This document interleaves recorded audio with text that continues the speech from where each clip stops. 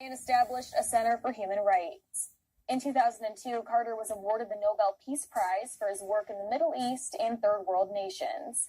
His grandson, who chairs the Carter Center's governing board, says both his grandparents are at peace and adds their home is full of love. Shifting to some I crashed my phone again last night. I laid it down, video going out to YouTube. It did, but when I got up today, the phone was dead. I couldn't turn it on. Luckily, I was able to do what I was told to do last Monday, and I got it started again. Talk about irritating.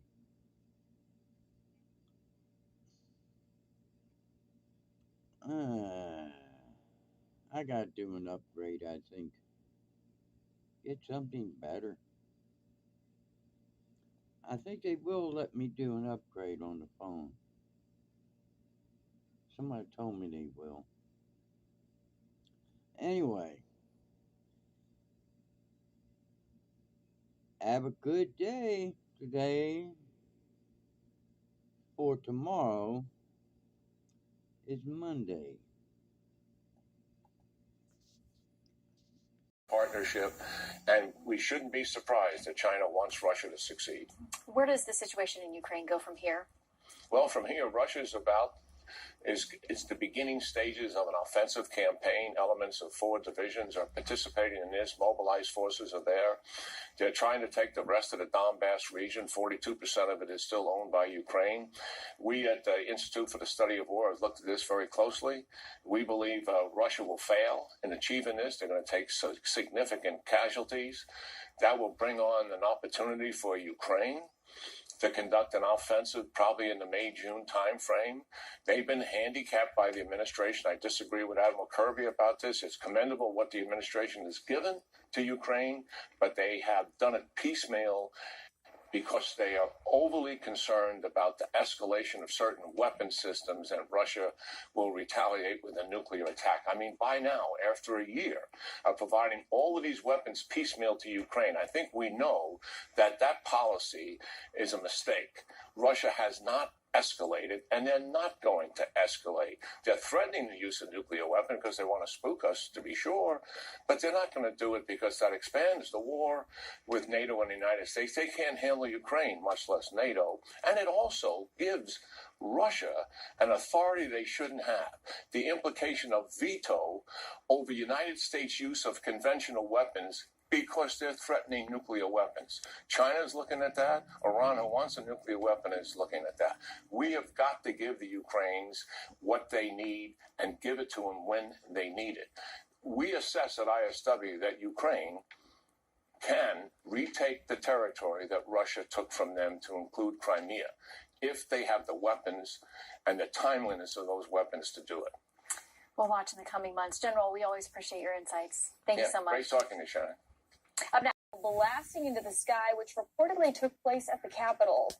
The missile fired into the sea off the coast of Japan just one day after North Korea threatened to take strong measures against South Korea and the U.S. over their joint military exercises. The details of this launch are similar to another test flight back in November, which experts say demonstrated the potential to reach the U.S. if fired on a normal trajectory. The reason for this test is unknown, but there is speculation North Korea is trying to get the attention of G7 foreign ministers currently meeting at the Munich Security Conference. Looking to Syria now, with Israeli airstrikes targeting a residential neighborhood in the capital city and killing at least 5 people.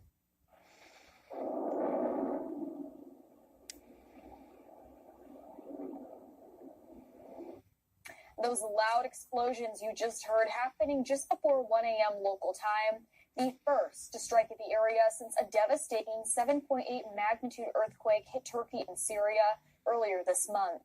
Israel has carried out hundreds of strikes inside government-controlled parts of Syria in recent years, but rarely acknowledges those operations. There was no immediate statement from Israel on this most recent attack. Waging cyber attacks against the U.S. for over a decade. Among the information they lifted, personal files on over 4 million U.S. government employees, clearance background information on over 20 million Americans, and most recently, at least $20 million of COVID-19 relief money. Responding to Kaiser's remark, the Chinese embassy in Washington said it does not encourage cyber attacks. The U.S. is hitting back at Beijing's efforts to steal American technology. To do it, the Departments of Justice and Commerce are forming a joint task force. Here are the details. Our goal is simple, but it's essential. To strike back against adversaries trying to siphon off our best technologies. Monaco is the #2 official in the Justice Department. She added that any technology that has gone to Chinese companies could have ended up in Beijing's hands. If a company is operating in China and is collecting your data, it's a good bet that the Chinese government is accessing it. Beijing has been stealing American know-how over the past decade, and the U.S. is paying a hefty price for it. Estimated losses sit between $200 billion and $600 billion every year. A well-known victim is Equifax, one of the largest consumer reporting agencies in the U.S. In a 2017 cyber attack against the company, Chinese military hackers got a hold of information on over 140 million Americans. Details included addresses, birth dates, and social security numbers. The Pentagon's top China official has arrived in Taiwan. Deputy Assistant Secretary of Defense Michael Chase making the trip amid aftershocks from the downing of the Chinese balloon and 3 more unidentified objects. So far, neither the U.S. nor Taiwan have commented on the visit. Despite Taiwan having its own democratically elected leaders and constitution, China has a history of opposing any official visits by foreign authorities to the island. U.S. officials have made a number of trips to the island in recent years. In 2022, then U.S. House Speaker Nancy Pelosi landed in Taipei. In response, China staged a series of military actions, encircling the island with troops as they carried out a live military drill. And in 2020, U.S. Health Secretary Alex Azar paid a visit to Taiwan to support its transparency during the COVID-19 pandemic. Beijing once again denounced the trip, calling it a balloon. But the minister said officials aren't quite ready to make a determination on its purpose.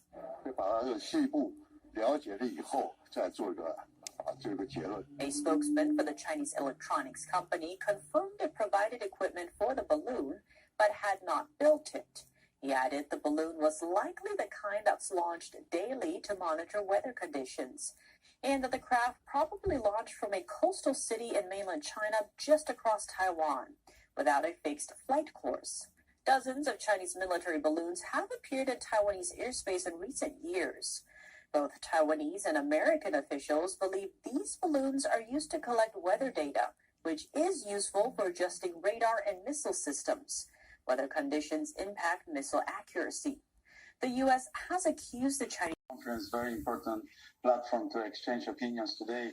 But in 1938, there was another Munich conference where all the leaders of the Western world succumbed to Hitler, and they believed they are bringing peace to their countries. And 1 year later, the Second World War broke out. We can, of course, negotiate, but it has to be on the conditions and under the definition presented by Ukrainians themselves. It's up to them to define what terms and conditions can be acceptable to negotiate with the Kremlin. One of Ukraine's neighbors, Moldova, has warned that there is a plot to overthrow their government and open a new front in the war. An ally of Putin recently said that Russia should denazify and demilitarize Poland next. Do you see evidence that Russia is going to try to move into other countries, including yours? Yes, I do see lots of fingerprints of Russian forces, Russian services in Moldova. this is a very weak country, and we all need to help them. But in terms of Poland, you are in NATO, so the United States would have to come to your defense if you went to NATO and asked for it. There are 11,000 U.S. service members on rotation in Poland currently. I know your government's asking for more. Do you have any indications from the Biden administration that they will send more troops or make them permanent on your soil? We are in a process of discussion with President Biden's administration about making their presence more permanent and increasing them. But I'm very grateful also for sending new Patriot systems and other very modern weapons and munitions, because this is also to some extent a proxy for presence of soldiers, but of course the two go in tandem.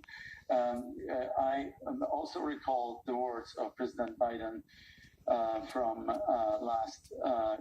his last visit in Poland, when he said that every inch or square inch of NATO's country's territory will be defended, and Russia is not going to put any inroads into those countries. And I do believe that NATO countries, we are all very much secure, but it's not only about us, it's also about creating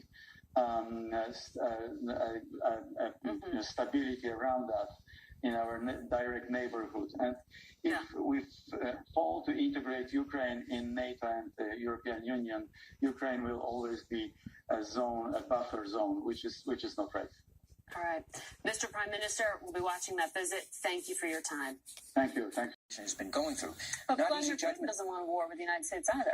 Vladimir Putin says he's already at war with the United States. He says the reason that he invaded Ukraine is that Ukraine, put up to it by the United States, was going to invade Russia. Ukraine was going to develop nuclear weapons. The United States and Ukraine were developing bioweapons. The times that he will use the word war to discuss what's happening in Ukraine is when he says the West, the United States and all of its vassals, the word they use, is actually at war with Russia. When he talks about the special military operation, that's the response by Russia to the war that the United States is already waging through its Ukrainian proxies. As they say, the United States wants to fight against Russia to the last Ukrainian, and it's all made up. And those are the words you're going to be listening for on Tuesday. He's going to absolutely. Fiona's absolutely right. It's going to be rallying the Russian people to support the fatherland in this, what he considers existential war that he's engaged in Ukraine. Dr. Ukraine's foreign minister said at Munich, the true end to the war will be when Russia's president comes to Kyiv, falls to his knees, and begs for forgiveness. That does not sound like Vladimir Putin. No, but perhaps, 90 years from now, some Russian president might do that. And I'm saying 90 years because actually Ambassador Sullivan and I have some Irish heritage, and it took 90 years for the Queen, Elizabeth II, to actually come and ask for forgiveness in Ireland in a very highly symbolic way for, many of the conflicts. It's not inconceivable that at some point, some Russian leader, not in the immediate future, would in fact ask for forgiveness for what's being done in Ukraine. We saw German leaders after World War II, eventually ask for similar forgiveness at war memorials. It has been so many hundreds of years that it seems the ancient statues and paintings of gargoyles are just products of man's imagination. In this year, with man's thoughts turned toward the many ills he has brought upon himself, man has forgotten his most ancient adversary.